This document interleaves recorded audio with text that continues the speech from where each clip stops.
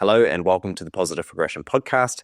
In this episode, I had the pleasure of speaking with Jeremy Talks to Strangers. Now, Jeremy is a mindset coach of more than 20 years. He's a content creator and a digital nomad. In this episode, we delve into tools and techniques that he uses with his clients to help them overcome anxiety, depression, and that internal voice that holds them back. So if that sounds like something that will be useful to you, stay tuned. Let's get started with the episode. Cold plunge yet? Have I done a cold plunge? No. Good, do one right now. Right now. Right now, good. Right now. Cool. And then continue the podcast episode just dripping wet. That sounds like, sticks out. Are you actually doing them every morning? I have been doing them every morning, yes. Are you doing like a sauna or a workout or anything as well? Workout. It's really good to do a workout right after you do a cold plunge. Yeah. Because it gets the blood flowing, doesn't it? Yeah. It's good. The best time, actually. What time are you actually getting up to? Depending. It varies. Today, I woke up at 6 or 7. Did a cold plunge around 9. Oh, nice. I had my morning ritual. That's what you do? Yeah. Had to wake up, do a little morning ritual. Yeah, which is what? What is that? Whoa, we just met. Personal one? Yeah. Obviously, I'm not perfect. And nobody is. It's a very pertinent thing. Yeah. So, you wake up, you don't go on your phone. There's so much research shows how awful it is to go on your phone when you wake up, and people do it, which is wild. Is how many people are depressed, and then most people go on their phone right when they wake up. And on my podcast, I had some of the most renowned brain researchers in the world, and every single one of them mentioned how bad it is to go on your phone right when you wake up. What's actually happening to the brain when you do go on the phone? Why is it so? So when you go on the phone, it triggers your dopamine receptors, your norepinephrine, your neurotransmitters in a way that's very unhealthy. Mm-hmm. So the rest of your day, you're in a space of crave. You're craving that stimulation all day long. So you're raising your baseline right at the beginning of the day. So then everything else is kind of trying to meet that. Right. Okay. So it's the worst thing you can do, because at the end of the day, we're happiest when we're at peace within ourselves. It's just not peaceful to be craving that same dopamine and such. So do you have a set time period? Because you're an online coach, so you have to go on your phone at some point. Do you have a set amount of time, or are you just going with what feels comfortable based on the day? No, I go on my phone as more intentionally, because some of what I've learned in my days is that we go on our phones and you're responding to messages right when you wake up. You're basically waking up and responding to other people's emergencies, and which is very peaceful. Not the right kind not very peaceful. Yeah, right. But to do them intentionally. So The way it works is I wake up, I meditate right away. Even I wake up most days, my brain's just on fight or flight, freaking out in fear, and I'm like, thanks for sharing to that part of my brain. And then I just thanks for sharing. It's almost I picture it like a toddler that just wants to help and doesn't know any better. We all have that. That inner voice talking about it. Inner voice freaking out. A little toddler. It's oh, you don't have money? Just go to the ATM. That's not how it works, It has a good intention. Yep. So I'm I'm not going to listen to you. Thanks for trying to help. I'm going to meditate now. So I meditate for 20 minutes, and I do mantra-based transcendental meditation. Do some breaths, and then I repeat a mantra over and over, and then journal. Okay. So I will journal free flow. So you're just writing down kind of what those thoughts that come to your head, or do you have a plan? Anything. Just the goal or the win is filling up 3 pages. Right. Okay. 3 pages a morning. Yeah. Wow. Yeah. Because we take things on, and it's just a good space to freely dump. And spoiler alert, the beginning of the journaling is usually like, I don't want to do this, and complaining and all like the negative stuff. But then once you let that off, it's almost like vomiting. You let it go, and then all of a sudden, I'm grateful for this, and this, and just switches to empowering. So you're actually feeling like a shift throughout the process of journaling. Yeah, But not just like, it's not just before and after, but actually throughout the process, you're kind of seeing that change. yeah, and you're being intentional, and you're writing slowly, and you can kind of check in with what those negative thoughts are without judging them. And then it also gives you feedback to what your custom positive affirmations are going to be for the day. A big reason affirmations don't work long term is because it's like, same with gratitude. Long term is like watching, I love this metaphor, I use this with clients. It's like watching your favorite TV show, but the same episode of your favorite TV show over and over again. Like, it's great. But your brain is just like, I'm so tired of the same episode. You're not really paying attention to what's actually happening there, right? You're just kind of viewing it without taking it in. Yeah, so when you change up your affirmations based off of every single day and your journal entry, say watching a new episode. Yeah. Yeah, I have heard that one of the reasons that writing something down and then putting a poster of it on the door or something doesn't work is that after a day or two, your brain basically no longer perceives that being there. It just kind of blends into the background. It's a good segue to like, our brains, like we're good at adapting, and sometimes it can be bad. Yeah. A lot of the times it's maladaptive. Like, yeah, exactly. That's why most people are so unhappy, because we adapt. Like I'm gonna get that relationship. I'm gonna get that job. I'm gonna get that house. I'm gonna get all these things, and I'll be happy. And then there's so many reports and research that shows that people, they aren't. Yeah, it's really. So what is in your opinion? I mean, you've been coaching people for quite a few years now. How many years have you been coaching for? 21. Wow. Years. Yeah, 21 years. So like, you must have come across the same issues over and over again. Yes. What do you think is there one thing in particular that's really stopping people from being happy? Is it like a mindset? Is it a behavioral pattern? What is it that's really stopping people from actually? Honestly, all of the above. And everyone's different. In my research and my experience, it's happiness is it's a practice. Happiness, being happy, the state of joy, is just a very temporary emotion. And a lot of people, like, our brains are programmed from research to avoid pain and seek pleasure. Like, going back to the phone, seeking pleasure, avoiding pain. But a lot of times, feeling the sadness, feeling the anger without judgment, like feeling those emotions, is satisfaction. It comes down to fulfillment.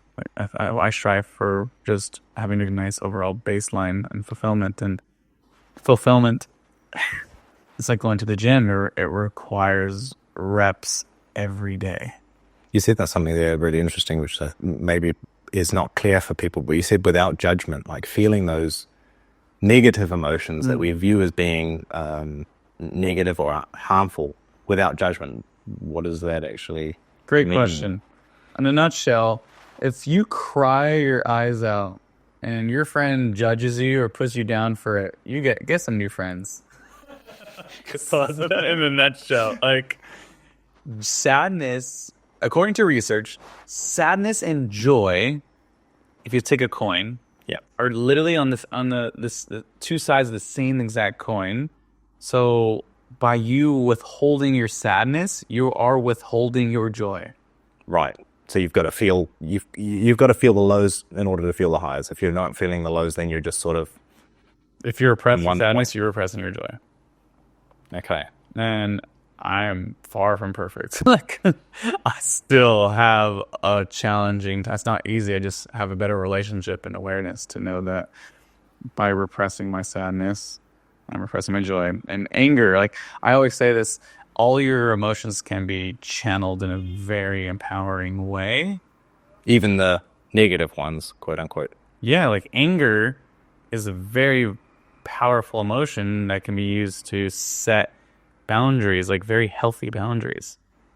Like, it makes me very upset when you blank, blank, and blank. Like, most people need that anger to, especially as like a recovering people pleaser. I had a hard time with my anger and people pleasing and wanting everyone to like me. Were you like really angry at that time, or were you just having a hard time actually expressing the anger, or you didn't have enough kind of anger in you to not people please? What was it that you were sort of struggling with? Anger is just like a message from the brain of like something's not right. Okay. At the same time, anger is just kind of a protector to protect you from feeling the like pain, the sadness and pain. Like almost 99.9%. The times you're angry, you're just sad and hurt. So it's because I've The watchdog. Yeah, it's the protector. Let me protect you from feeling these very vulnerable, sad, hurt feelings. How do you think that people can, because I've struggled with that in the past as well, I would feel angry and then I would blame other people for the feeling of anger. And I've also learned to recognize that it's not anger or frustration at somebody else. It's something within myself. I'm upset about something. Often it's fear. What's it like? I think it's hard for people to begin that process of actually being able to reinterpret what they're feeling. So instead of feeling the anger and expressing the anger, how can people start to reinterpret what that means for them and to then start using it more constructively? Great question. It comes down to relationship to self. And I know it sounds kind of, was it answering the question? Like our relationship to ourself is a relationship to others. And when we're not treating ourselves well, and we're not taking care of ourselves well, we're not going to treat others well. So it's a mirror. So if someone treats me terribly and I treat myself very well, I'm going to have some very healthy anger that's awesome. Right. I'm like, hey, the way you're treating me is not okay. Boom, they hit that wall. Because what ends up happening is you're treating yourself terribly, and then you start treating me terribly. It matches.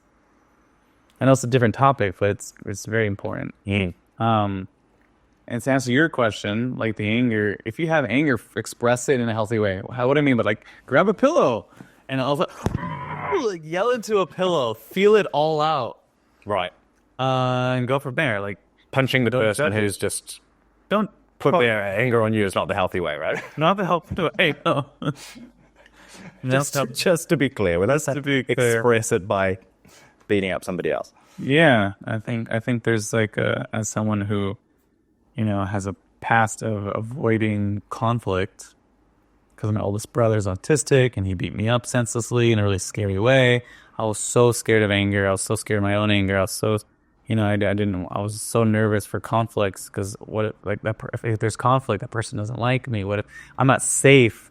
If they're angry at me, I learned this from my oldest brother. If he's angry at me, even though it wasn't legit logical, I'm not safe. I'm scared. So I learned a behavior of people pleasing him and making sure he's not beating me up. So you just learned that anger itself was an unsafe emotion to not only to be around, but to experience within yourself. Completely. Right. Okay. And so, yeah, it's great that you kind of brought that up, because then you've been a coach for 21 years now. What was the transition for you? When did you start to, firstly, what actually was the trigger to say, this is not helping me, I need to learn how to process my emotions better? And how did you start that process? I wasn't happy. I was to kind of start there. I was very unhappy. I was very depressed. I was really uncomfortably I'm tired of being me. I'm tired of my life. I don't want to be here anymore. I hit rock bottom. And I had severe social anxiety, and I was depressed, and I made up a story that no one likes me, and it was exhausting. So I went on a journey of self-discovery and figuring out, how can I be happy? And I was about to do antidepressants, and I literally went to the pharmacy, and I had the pill, and I was about to do it, and I was like, let me try a few things. Let me try a lot of things before I rely on this pill. I'm not saying if you're taking pills, it works for you, great. but just from my own experience, I wanted to at least try other avenues before I took a pill. Yeah. And what was your experience with that? Did you find something that worked? Yeah, a lot of things. I still haven't taken any pills. Yeah, open to it really to maybe in the future, but I haven't done it. It's 21 years later. And I healed my trauma. I've done men's groups and men's retreats. I've facilitated them. I've attended them around the world. One of them talking me coming back to your emotions. It was the first time in my life I went to a men's group. I felt all my anger and trauma. And so one example when it kind of changed my life is I was gonna go on a second date with a girl. And is it still on? I was going to say something, and she flaked on me. Okay. And I remember just being so angry. I was like, but deep down, I knew she wasn't a good match. So logically, it made no sense that I was upset about this girl who was not a good match flaking on me. But you were still upset, even though you logically... Furious. It made no sense logically. But emotionally, it did. Right. So that day, I went to a men's group. Then this was your first men's group, was it? One of them. One of the first ones. That was the one that, I've been to them, but this is the first time I actually went to one. Right. That makes sense. Yeah. I went there, if you were to work on something, I would work on blank. And my answer, obviously, for the story, because this is why I'm sharing it, is why did I get so angry at this girl I deep down knew wasn't a good match? Okay. That's how it started. What was your answer to that question in that sort of time? Before I get to that, going back to emotions. Yeah. How did you feel? What kind of emotions are you feeling about it? What are you feeling in your body? I'm like, oh, I don't want to feel it. Pain, discomfort, discomfort, not pleasurable. Anger, it's right here. And then the facilitator says, all right, go there. What's the sound? And that's how I kind of half-ass screaming, whatever, because I have a hard time with anger. He's like, turn it up, times 10, times 100. I just kept turning it up. And I was like, I don't know any of this, man. Why not? I'm not going to hold back anymore. I screamed and yelled and went so full on my anger, more so than I've ever done in my life. Right. It was so uncomfortable. And that peak experience, really out of body experience, and I was completely sober, but didn't feel like I was sober. Yeah. All of a sudden, it was like a champagne bottle. Something just popped. Right. Ooh. And all these tears just started running down my face. I was just crying my soul off, basically. It's I couldn't stop. It was just automatic. It was pouring all that pain, all that suffering of being bullied and being beaten up by my brother, and the anti-Jeremy movement, the bullying time in my middle school years. All that pain I just held on to for 20 years. It's 10 years at that point. It's held on to it. And let it out. And I just remember that first breath. After I let it all out, I'm crying my eyes out, and I'm seeing the guys in the garage, and the guys in the garage, they're all crying, and they're touched by my work, and I just took that first breath, and I was like, like a weight. I've been holding that weight, that trauma, that pain for so long, and I often see this with my clients, they hold on to stories and belief systems and just this traumas and pains for years, and they think it's helping them, and it's not. Yeah. Our brains don't automatically update. Someone hurts you or this happens when you're younger. You hold on to that, and then new experiences happen, and then you say no to them, even though they're not the same person, the same circumstance or opportunity. Yeah, you're just living emotionally you're living in the past. Yeah. Fine. Yeah. Yeah. And that's why, in my opinion, a lot of people say no to help, and a lot of people to have a hard time with saying yes to just their dream lives, because either they don't feel like they deserve it, or they have belief systems that could be reprogrammed, and that's what I love helping people with. Hey. And to go back to my story, I remember we got into the stories that were attached to that pain, and it was no one likes me. It was I'm not enough, I'm not worthy, I don't deserve. happiness and attention and love. Like, I'm too much. All these like shadow pieces and belief systems that I created a long time ago that used to help me. Because if I have the belief system that no one likes me or no one loves me, then I don't put myself out there. I don't go up to a stranger and get rejected, so I'm safe. Yeah. If I don't, because I can handle it. If I'm like, hey, you want to be friends? And you're like, no. Oh, like, it hurts. Yeah, that's the bit that you can't handle, but you can handle the not putting yourself out in the first place and all of the loneliness, I suppose, that comes with sheltering yourself and protecting yourself from that.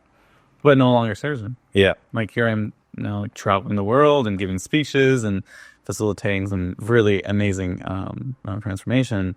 If I still have those belief systems, I get rejected all the time. Like, straight out. Like, my Instagram is JeremyTalksToStrangers. I've met a lot of people that don't like me. And that is very challenging but so empowering. However, what I've learned is you gotta, like, there's a choice of going through the people who don't like you, but they're not meant to like you. That's the interesting part. Like, it's great, this feedback. If someone doesn't like you, but you gotta go through and meet those people to meet amazing, more aligned human beings. Yeah. Like, I had to go through a good amount of people who didn't like me to meet you. Thank you for the feedback to those people who didn't like me. Yeah. And I ask this so often, my clients, so they don't put themselves out there because they're just so scared of being rejected and this and that. And I have a client now who's kind of putting herself out there. And I'm not going to say her name, obviously, but she's saying, oh, he didn't respond. And I'm like, good job. She's like, what do you mean he didn't respond? I'm like, you reaching out is the win. Whatever happens is meant to happen. Like, when I had a podcast, I would literally reach out until Instagram says, you no longer can send messages. And I'm like, yes! I would celebrate that. To that point. Yeah. I would celebrate that. I mean, it is one of those things we get so focused on the obstacles or the people that are not going to like us or who are going to reject us. But at the same time, there's like, 8 billion people out there? So many. There's so many people out there that are going to respond positively to what you have to offer. It's about finding those people and ignoring the rest. And you just have to go through. Or saying thanks for sharing to those. Yeah. Just accept that's, I think it's just a part of, if you actually accept that the rejection is part of the process. It's just part of the process of finding all of those opportunities. Then it stops becoming something to avoid. But it's getting to that point. So how do you get to that point emotionally where you can handle the rejection? Because rejection is such a hard thing for ours to deal with. Actually, research shows rejections, like, there's stimulation in the parts of your brain of actual physical pain. When we get rejected. Yes. Right. And I can believe that. And it comes down to, like, evolution. Like, when we were younger, sorry, what were centuries ago? Yeah. I'm old. I'm sorry, yeah, you're not old, but not and you were in our cave. And if you get rejected by the tribe, they throw you out and you die. Right. Yeah, rejection meant death. But there's so many tribes now. Like, there's almost too many. I get overstimulated with how many tribes there are. In a good way. So, no, it means that there is a tribe for everybody. There is. Yeah. Yes. I'm not getting into details, but yes, the tribe for everybody. You could be. I think that's the thing. Like, and I guess that's one of the real benefits of the internet, of social media, is that you can find your niche. You can find your tribe. And it doesn't matter. It doesn't matter how weird you are. There are other people just as weird as you, or more weird, out there. Yeah. So if anyone calls you weird next time, I invite you to say, thank you so much. There's really no such thing as. It's a funny thing. There's really no such thing as weird, because as long as it's not like toxic and hurting people, then be weird. Right. Because there's everybody's different, and weird is just different from the norm. But the more you meet people, the more you realize that there is actually no norm. I in my experience, there are common sort of values that people share, but everybody's different. The more you get to know somebody, the more you realize, this person sees the world in a completely different way. People, yeah. And I like running men's groups for many years. I've found it where so many men will share very vulnerable things, and then other men will resonate and put their hand up. And you'll see in our men's group tomorrow. But it's this like dynamic of a lot of men or women obviously as well, but I want to talk with men for now, are going through it more than you think. But because of society and social media, it's like nonsense shown as weak to show like vulnerability and having a hard time. And it's sad, but I'm obviously it's getting better. I have hope for it. In your experience with your men's groups, and like for example, the one that you went to where you really just let everything out, what was the response from the other men there? Because I think one of the big fears for people or for men to share is that they feel that they are going to be judged negatively by their peers, by other men. Yeah. What's been your experience? Luckily, this is like a container where it was just loved. Like, right. It's called Mankind Project, and it's a nonprofit, and they honor you, like good work. Like everyone's crying, and they all honored me, and like going back to like reprogram the belief systems. Like raise your hand if Jeremy's presence makes a difference. They all raise their hand. Like raise your hand if you love Jeremy, and it was just like ooh. Just start to feel that actually the story that you've been telling yourself the whole time. There's all this subconscious. I find it so fascinating and stuff. Like all the subconscious things and choices. All right, all the choices we make and decisions we make from a subconscious space, and that subconscious space is not empowering us. And I want to bring it back to men's work and that, and just in general. For example, I remember I used to be late all the time. And I didn't really think anything of it. I was be late, whatever. But the deep down of being late, if you're being late, if you're not being a person of your word, I invite you to look at your belief systems that is causing you not to be a person of your word. And the reason I say this is because I went to a men's group and I was late, and we do like a process of like, do you want to process not your accountability? I'm like, yes, if I have to. Feels great. You don't have to, but obviously I'm there to do work. Yeah. And I found out in there a bunch of talking in processing, which I do cleanse, is that I had the beliefs called shadow work. You heard of shadow? Yes. Yeah. I had the shadow that my presence didn't make a difference. So that underneath all this bullshit stopped me from being on time. Like, if I have the belief system underneath and my presence doesn't make a difference, then who cares if I'm on time or not? Makes sense. So how did you shift that belief, though? No, I was like, uncomfortably. Everybody, raise your hand if Jeremy's presence makes a difference. Everyone raised their hand with like sounding. Yeah, hi. So that was the start of the process of seeing, there are people out there that actually do value my presence. Yeah. And the thing is, we can't get rid of our shadows. They're always going to be there. The trick or the practice is having in front of us of like, that's just my shadow. I think, you touched on the subconscious or the story, essentially, that we tell ourselves. Story I'm telling myself is... That's something that I've been talking about in some of my other content as well. It's like, we all have a story or multiple stories that we tell ourselves about who we are. And it's the first kind of trick to changing who you are is to recognize that it is just a story. That, you're a late person, for example, and the story you're telling yourself is that your presence doesn't matter to other people, but it's as was proven by the other men in the group who do value your presence. That was just a story that you were telling yourself that for my safety, for your safety, yeah. And so, like, we can change the way that we perceive the world, and if we change the way that we perceive the world around us changes, and we can do that by recognizing that it is a story that we're telling ourselves about who we are and how we operate in the world. You make that conscious, and then you just start reconstructing the story. Mm-hmm. But in your experience, how do people start to reconstruct that story, retell the story in a way that is... Because the stories we tell ourselves have a purpose. They keep us safe, or they have a benefit to us, and that's why we keep telling them to ourselves. How does one start to look at, say, the future or the future version of ourselves and look at what that person's going to need, rather than being stuck in sort of an emotional past? How do we start retelling a story that is, Good question. that is more beneficial for the future?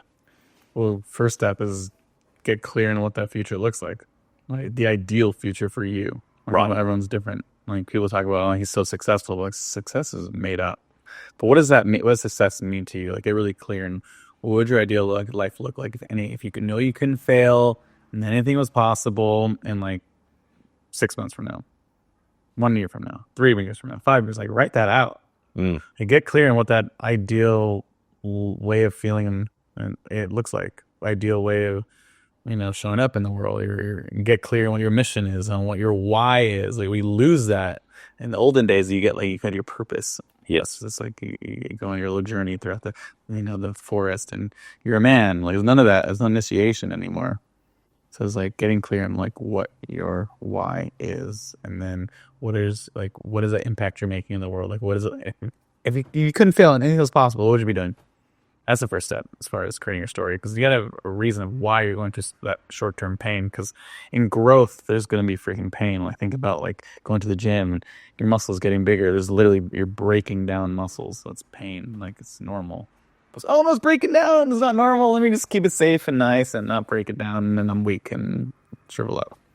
But yeah, and then one thing I do with myself and my clients is honestly having a better relationship with the different parts. I think that people don't realize is I don't like who I am, which is bullshit in the sense that what I mean by that is like, this is who I am. And that's what I meant. People say, this is who I am, which is absolute nonsense. So the biggest lie people say is, this is who I am. No, it's just who you're practicing being. Right. I'm a big believer that we can change who we are. What I mean by that is everyone has like layers of ourselves. Like I have the part of me that's selfish. I have a part of me that's a victim. I have a part of me that's empowered. I have a part of me that's like a super leader, like leads workshops and, stuff I have done around the world. I am the part of me that is the people, like I'm the community builder around the world. I led a community of over 11 million around the world, organized meetups. I have a part of me that's scared of people. Part of me that thinks no one likes me. And it's about creating the table of those parts of ourselves and creating a more harmonious relationship. So the first step I actually do with clients is I have them name their inner critic. I give a name to the super supporter. Okay. And I have a space for those parts and not rejecting those parts. And inner is also inner child. But I'm guessing that's like more advanced. So it's an element of having a space for I've done this before. I was having a hard morning. I'm like, all right, my friend held space for me to speak from my inner critic part, like with no judgment, without like freaking out, whatever, and just letting it say whatever I wanted. Like, I can do it, blah, blah, blah, blah. Now, but the thing is, the beautifulness, it's only fair since I let my inner critic talk. It's only fair for my super supporter. Right. You have its turn. And then, mine is Doug is my super supporter. My inner critic is Brad. And Doug, so like, Brad, you're messing up. You're on this podcast. You're fucking up. You're probably not, you're saying stupid stuff. You could be doing better, blah, blah, blah. And I'm like, thanks so much for sharing, Brad. And then Doug comes like, dude, are you joking? You are in Vietnam. You met this amazing human. You're doing the best you can. You're bringing all sorts of value to people. You're inspiring all you've been through. Oh my gosh. And this, like having that. It's like an internal dialogue. Yeah. Yeah. And intentionally checking in, like having a meeting with both parts. Yeah, I read a wonderful quote, and I'm going to butcher it, and I can't remember who it was. Butcher it! Here it goes. That the greatest tool for self-growth is to recognize that you are not the voice in your head, but the one that hears it. Mm-hmm. And so you can have those voices in your head and realize that they're not you. That's exactly one of my speeches. Really? Well, here we go. There must be something in it. Yeah. Well, it's like your thoughts are not your reality. Like you are not your thoughts. It's like this, we freak out. We think our thoughts are reality all the time. If we're in a bad mood, our brain likes to catastrophize that it's going to last forever. And we react and it lasts longer, ironically. So I think it's about like all your thoughts are only suggestions. This is probably my speech, actually. All of your thoughts are only suggestions, and you get to choose which ones you listen to. Beautiful. I think that's such a powerful tool to realize that you do not have to listen to your thoughts. Or the suggestions. The suggestions. Right. I'll switch it out. Yeah. Love it. Because it has you be more empowered. Like when you have suggestions on your phone, do you say yes to all of them? I see. Yeah. Okay. If like your friend says, I suggest this restaurant, this restaurant, this restaurant. You're like, okay, I'm gonna do all of them. No, you don't. You're like, actually, I don't want this. It doesn't look good. But thanks for sharing, though. Like Yeah. that relationship. I think it's the same. Thanks for sharing. And this ties into our relationship to others. Like if you can create that relationship of like, thanks for sharing, then when someone doesn't like you or someone says negative things, it's a complete reflection. So if I like myself, I'm doing really well, and I'm practicing that relationship with my inner critic or my super supporter, and you say something that's really mean to me, I can just treat you like you're my inner critic.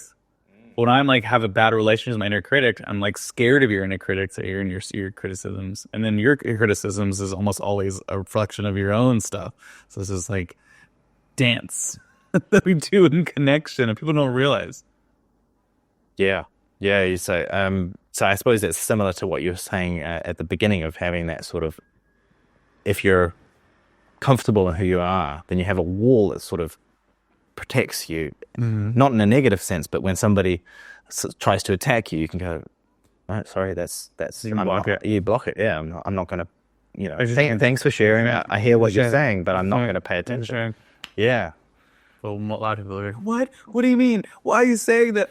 Oh. This is really a powerful exercise I did in one of my retreats. I've done a lot, where you pick a partner, and it was so uncomfortable, and that person says all sorts of mean things to you, and the exercise is to put a wall up, and anything they say bounces off of you.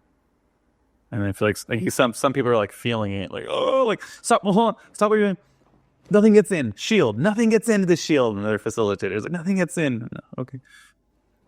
You think that's hard, right? Yeah. The harder part was step 2. And that was your partner says amazing things about you. Yes, I can imagine. And you have a shield up. And you have to have it bounce off of you. That was harder. So you're actually you're protecting yourself from the nice things. Yeah. See, because I can imagine that, and maybe this is the state that I'm in, that it would be even harder to allow those things to come in. So for them to say really amazing things about me and to actually truly hear them and accept them. That's a completely different conversation. Yes, you completely.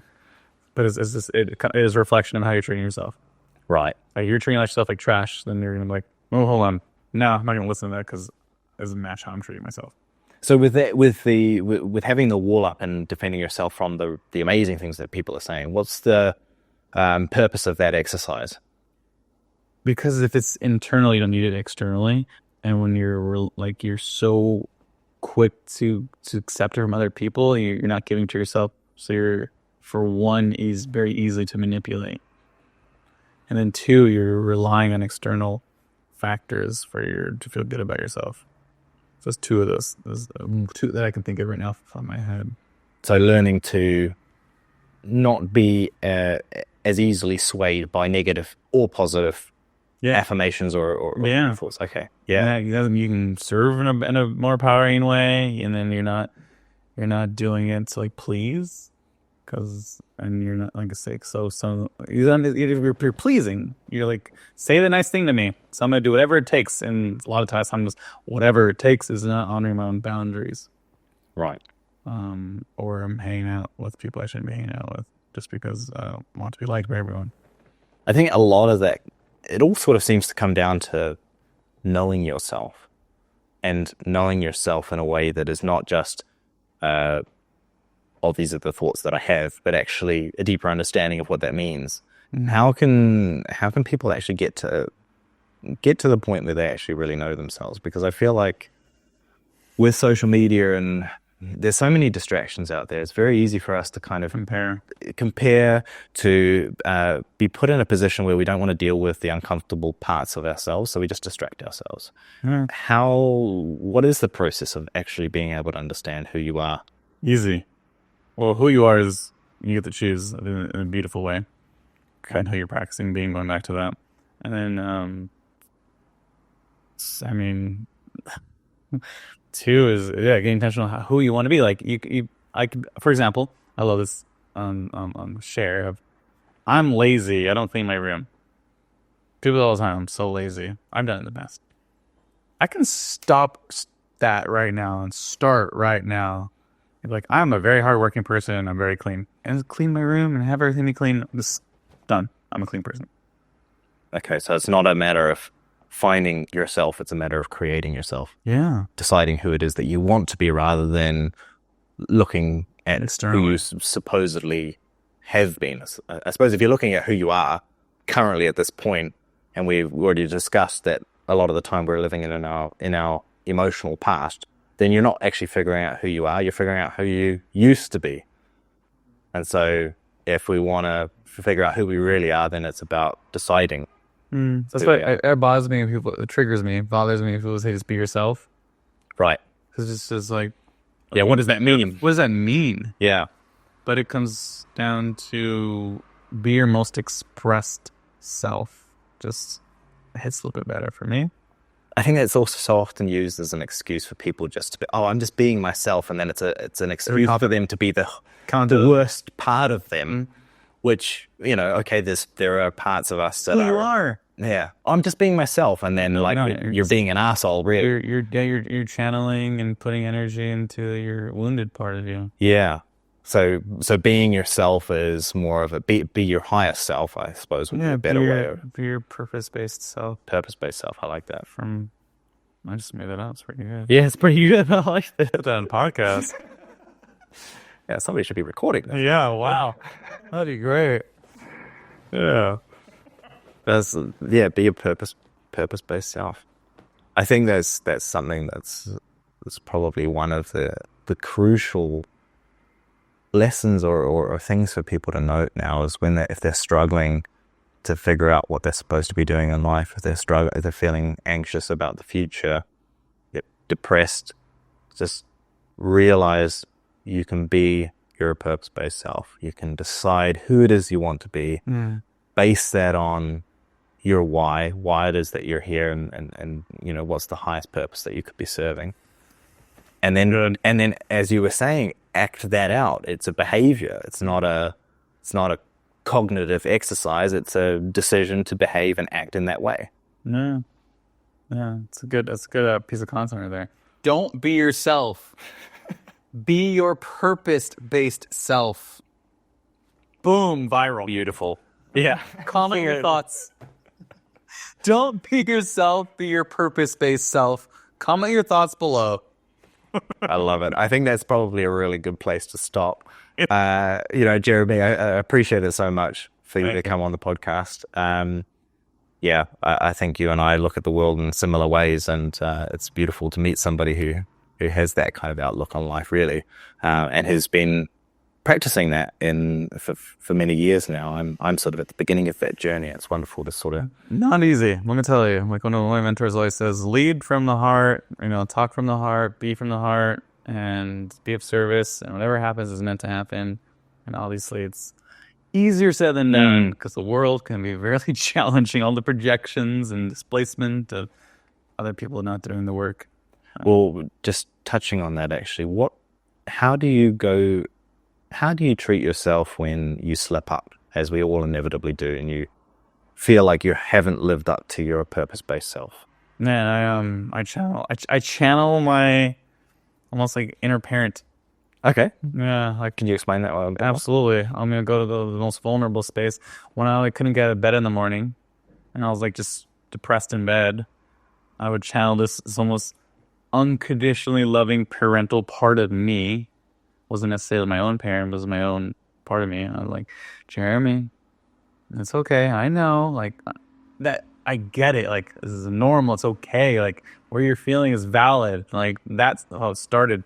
I'm not saying, to stay in bed all day, but the interesting part is like I totally get it, and we can totally get out of bed, and we can totally take some action, and we can totally get out of this. Beautiful. That helps tremendously. Beautiful. And there's for a spoiler alert when I started with like, it's okay, I know. And they're saying, I know, it's okay. There's the inner child like, and freaking out. And then something drops. I'm like, it's okay. You're just constantly, it's okay. And then I brush my teeth. Good job. Good job brushing your teeth right now. and then up and up and up and up and up it went. Yeah. I think, it might sound silly to some of the people out there listening who are just at the beginning of the journey, but don't underestimate the power of that internal voice and the voice that you choose to listen to and speak to yourself with too. Because it can really, I've noticed that as well. And obviously, Jeremy, you've had plenty of experience with your clients and in yourself and your own life. The power of having that internal dialogue and choosing to listen to different parts of you at different times. Especially during growth. Let me tell you, that's usually when it heightens all those voices. Yeah. Like, for example, I committed to so much, right? As I got to Vietnam and doing the workshop on Thursday, and then I'm doing a men's group on Wednesday, and then I'm doing hosting an open mic Tuesday, and then I'm facilitating for Hoyan, and then I'm also being a speaker. Like all these things I'm committing to, and the voices went up. But now I have the tools. Beautifully. Yeah. Thank you so much. Where can people follow you? Don't follow me. Have to do a restraining order. Where can people consume more of your content or get in touch with your coaching services? Instagram is the best space. Obviously, I will start a school community in the future, just so I don't like to rely on social media as a whole other topic. It's JeremyTalksToStrangers. There we go. And it'll start as an accountability space, and we'll talk about it another time. If you're interested, let me know, and I'll tell you the story. How Jeremy Talks to Strangers started. Beautiful. The word's gone all over the world for 8 years now. Yeah, well, I wanted to get into that with the podcast, but maybe we can leave that for another conversation. Sounds good. But yeah, thank you, my friend. Thank you. Really appreciate it. Beautiful.